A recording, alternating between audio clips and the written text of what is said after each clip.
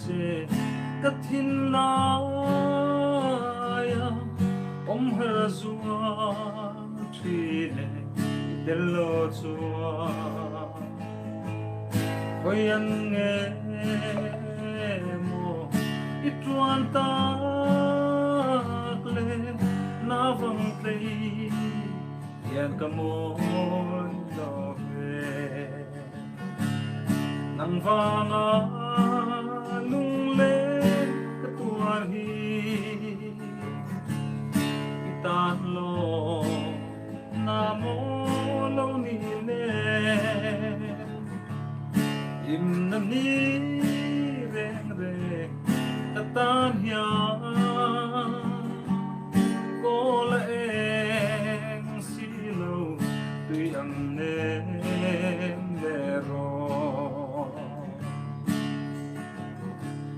arsat mang an lungay guay na kuang rua pui yang surma se samang chen tu itum long tihian mo ya khudi min na nang vanga lung le katuar hi itan lo namo lo ni le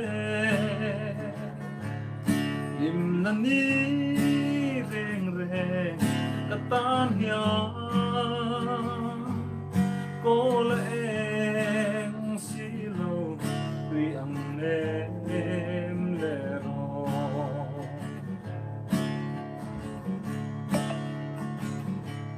darang saya kan lim lai kha lemang der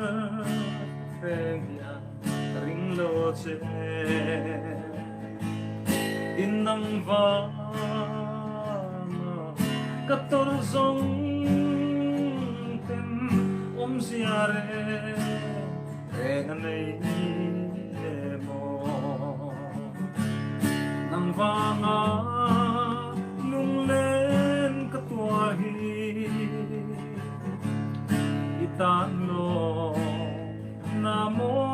lo ni le im na ni reng re katan hiya ko la ek silo tui ang nem lero inom na hi vong rengi song silang dia tu kan tiama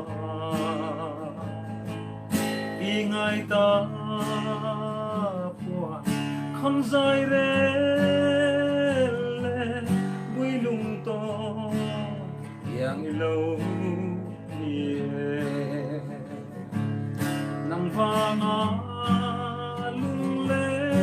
katuar hi itan lo namo lo ni le im na ni re re katan hiya